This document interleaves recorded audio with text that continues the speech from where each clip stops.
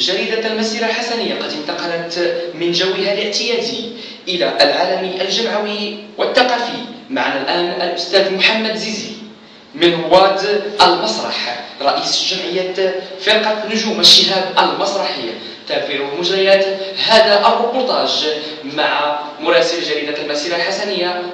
أستاذي، هل يمكن لك أن تقربنا شيئا فشيئا عن شخصيتك أكثر، باعتبارك أحد المخرجين المسرحيين والكتاب العرب بمدينة الحمراء؟ طبعا، محمد زيزي من مواليد مدينة مراكش. لا أريد أن أتكلم عن إنجازاتي أو ما ألفت وما أخرجت من مسرحيات، لكن الجمهور العريض يعرف ذلك. ولكن لا بد لي أن أتكلم عن بعض النقاط الرئيسية كفرقة نجوم الشهاب المسرحية. من خلال هذه الفرقة ألفت وأخرجت العديد من المسرحيات، وهي معروفة الآن ولا زالت مرسخة في ذهن المتلقي، أي بمعنى في ذهن الجمهور. وحيث من خلال هذه المسرحيات أصبح العديد من الممثلين وهم معروفين الآن عبر الشاشة، ولا أريد أن أتكلم عنهم، لكن التاريخ سيتحدث عن هذا يوما ما أثناء استجواباتهم ولقاءاتهم مع الصحف. ستكون لهم هذه الفرصة في الحديث. يعني أستاذي، في أي سنة بدأت مسيرتك الفنية في نطاق العمل الجمعوي؟ كيف لي أن أتذكر وأنا قد بدأت العمل الجمعوي والمسرحي في منذ الدراسة، أي كنت أمارس مسرح الطفل في المسرح المدرسي، ثم الانتقال إلى دور الشباب. وأعتقد أن هذه هي المدارس الحقيقية التي يتكون فيها الإنسان. ومن دور الشباب إلى المسرح الاحترافي، إلى فرقة الوفاء المسرحية المراكشية سنة 1995 1996.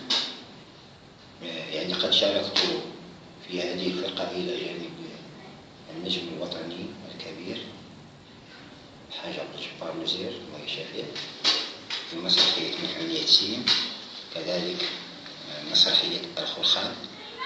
ومن هنا انطلقت مسيرتي الاحترافية، أي بمعنى الاحتراف. كذلك شاركت في عديد من الأفلام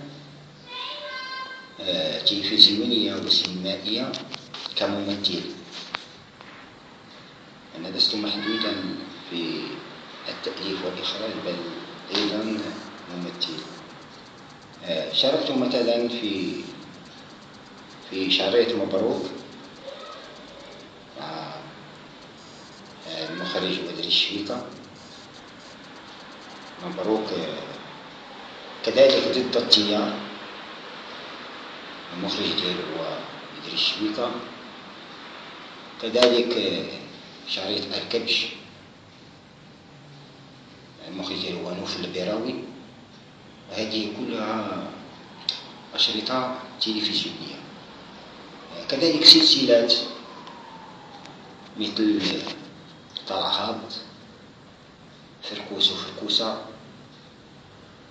كذلك هنية ومبارك مسعود.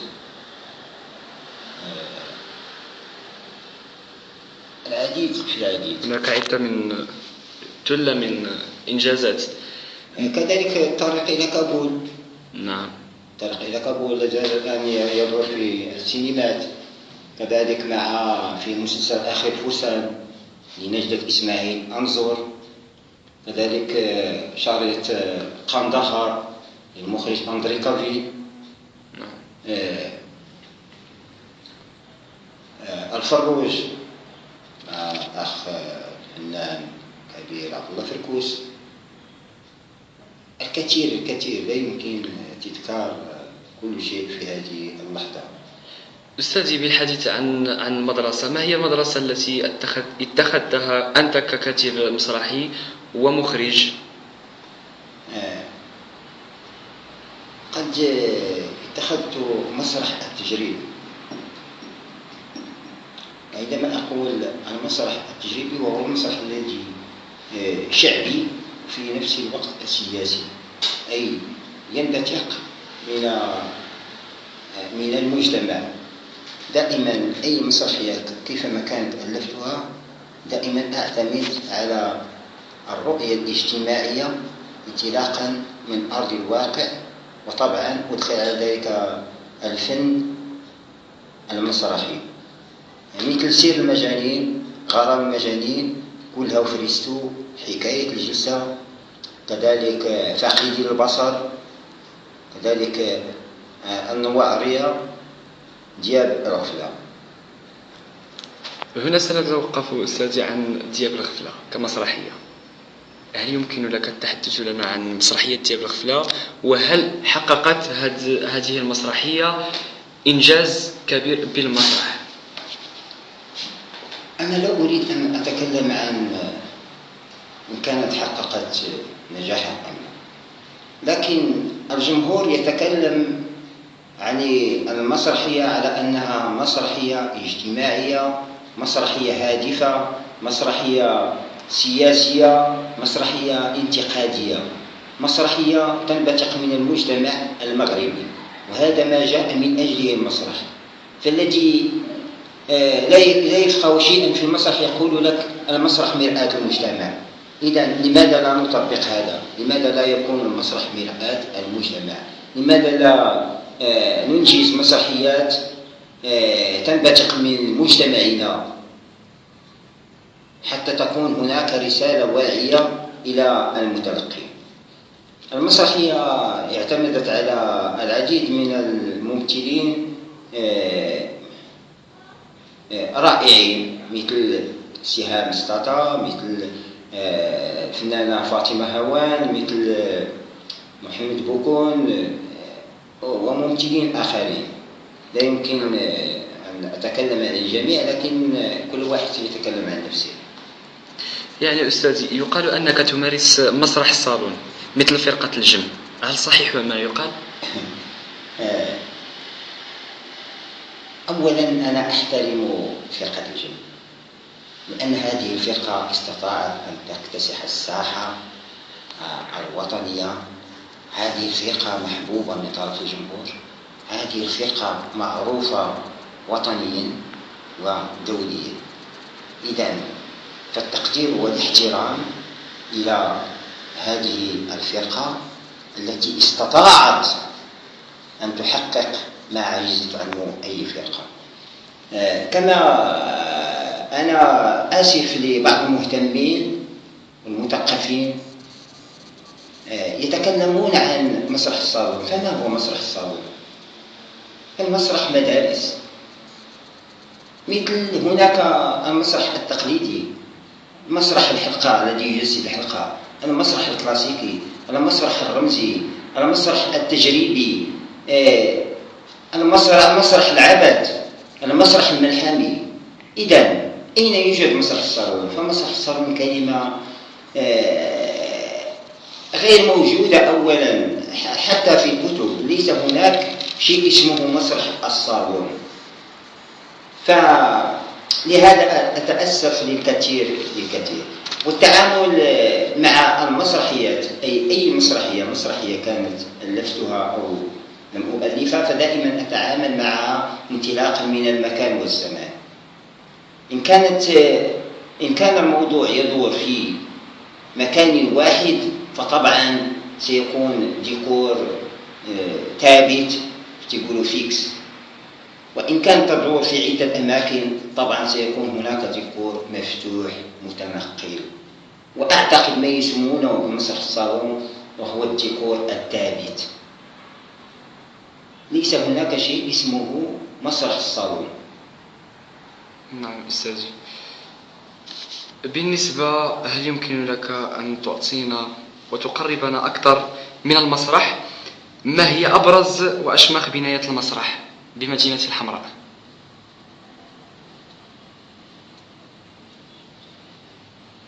ماذا أقول لك في هذا الشيء؟ هنا في مدينة مراكش وزارة توجد دار الثقافة الدولية بطريقة رائعة قابلة للعروض. كذلك هناك المسرح الملكي. فالمسرح الملكي قد ظل مقفولا لمدة 20 سنة، ما تفتحش هذا المسرح واحد المدة، حتى جاء السي عمر الجزولي، كان آنذاك في ذلك الوقت رئيس المجموعة الخضرية بمراكش، هو اللي فتح هذا المسرح. بقيت نعقل، كان عيط واحد المجموعة ديال الفروق دعوة منه وحضرنا كجمعيات وكفروق، والسي عمر الجزولي دار بينا دورة. أنا أحترم هذا الرجل المتواضع العمدة السابق، جاب بينا دورة في هذاك المسرح وبدا تيشرح لنا في هذاك المسرح. من تلك اللحظة هذاك المسرح ولا خدام، ولا المسرح الملكي تيستقبل جميع الجمعيات والفروق وكذلك المجموعات الموسيقية. من ذاك الوقت اللي فتحوا السي عمر الجزولي المسرح خدام إلى الآن. المسرح حتى في ذلك الوقت عندما كان السيد عمر الجزولي مسؤولا ما كانش المسرح تيتخلص. دابا إلا بغيتي دير عروض بالمجان ما بغيتيش يعني دير تذاكر أو هذا، إلا بغيتي دير عرض بالمجان تيخصك تخلص المسرح 200 درهم، يعني 200 درهم تيخصك تخلصها في النهار. إذا أنا أحترم هذا الرجل السيد عمر الجزولي، أنا لست معه ولست ضده، ولكن أتكلم انطلاقا من الواقع، كلمة الحق. فإذا نظرنا بعين الاعتبار إلى المنشآت الثقافية أو دور الثقافة، أو يمكن نتكلم لك مثلا على دار الجمعيات. نعم. دار الجمعيات اللي هي متواجدة في الحي الحسني. فالسيد عمر الجزولي هو اللي سهر على الإنجاز على ديال دار الجمعيات اللي كان عمدة سابقا، وهذا واقع ما يمكنناش نكروه. نعم. كذلك دار المواطن في حي السلام هو الملاح، كما نعيطوا ليه الملاح. دار المواطن ما كانش، تدارت ملي كان السيد عمر الجزولي مسؤول. كذلك المركب الرياضي لباب خميس، هذاك المركب تدار ملي كان السيد عمر الجزولي في رئيس بلدية المدينة. يعني عدة أنا لا يمكن أن أتكلم عن كل شيء. نعم.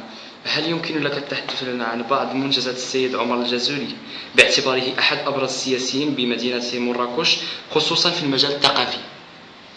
أعتقد أني تكلمت شيئا ما في هذا الموضوع عندما قلت دار المواطن، حي السلام، دار الجمعيات، المسرح الملكي. يعني قد تكلمت عن فهذه إنجازات السيد عمر الجزولي. ويجب أن لا ننسى أن كان هناك مهرجان يسمى،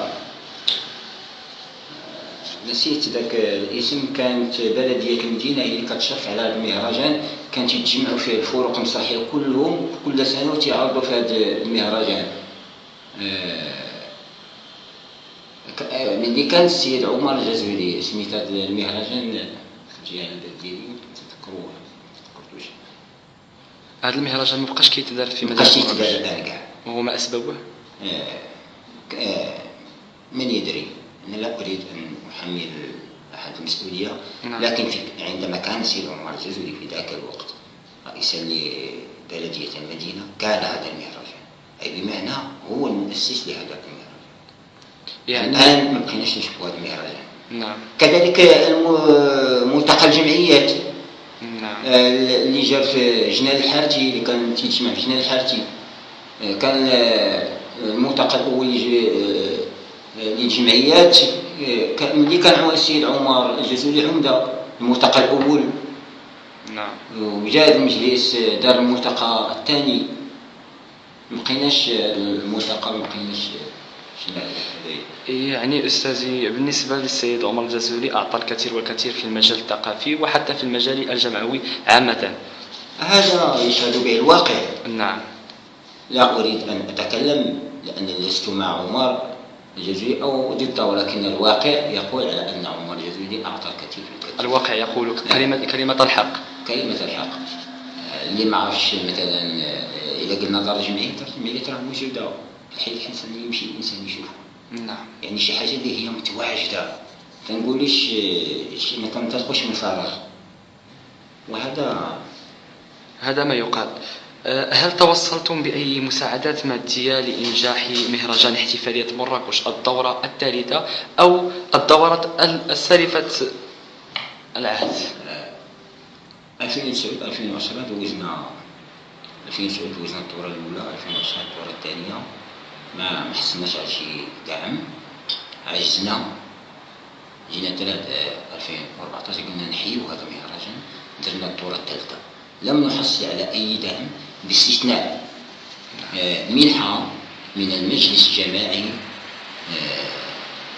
الحالي، المجلس الجماعي الحالي، وهذه منحة ضئيلة جدا، وليست من أجل تنظيم هذا المهرجان، بل من أجل مشروع مبرم مع المجلس الجماعي.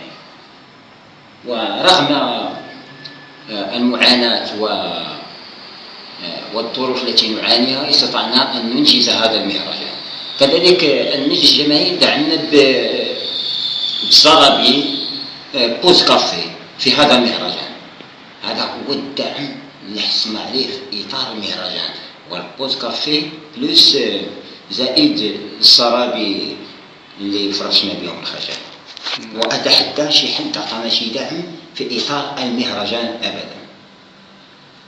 نعم أستاذي، بالنسبة هل تطمحون إلى إعادة مهرجان رابع في دورة في حلة جديدة إن شاء الله؟ إن شاء الله نتمنى ذلك. فما دمنا قد انتهينا الدورة الثالثة، فنحن نفكر في الدورة الرابعة، وستكون يعني دورة عالية. لا أتمنى أن تكون دولية، لأن كان في استطاعتنا أن هذه الدورة الثالثة أن تكون دورة دولية، ولكن نظرا للظروف وعدم الدعم وهذا فشلنا، ما نقدرش نكملوا نديروها دولية، ولكن تنفكروا فيها تكون إن شاء الله دولية في الدورة الرابعة إن شاء الله. هل من رسالة مفتوحة للشباب المغربي؟ الشباب المغربي شباب متفتح، ويجب أن يندمج في العمل الجمعوي، وهذا ما أريد أن أقول. هل من شكر إلى أحد من أبرز يعني الشخصيات في مدينة مراكش؟ أنا أحيي جل شخوص مدينة مراكش، كذلك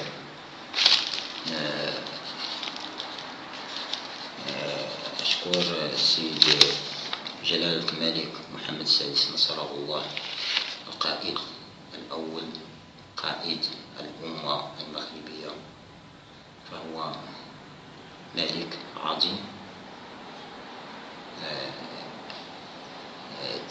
ملك عظيم يشرف عن الجميع، وبصفة عامة يسهر على مصلحة الشعب المغربي. أتمنى الصحة والعافية. جريدة المسيرة الحسنية تشكر الأستاذ والسيد محمد زيزي الذي أعطى الكثير والكثير في العمل الجمعوي، ولا ننسى السيد عمر الجزولي الذي ساهم في تطور العمل الجمعوي بمدينة مراكش. كان معكم يزيد الفحل مراسل جريدة المسيرة الحسنية من مراكش.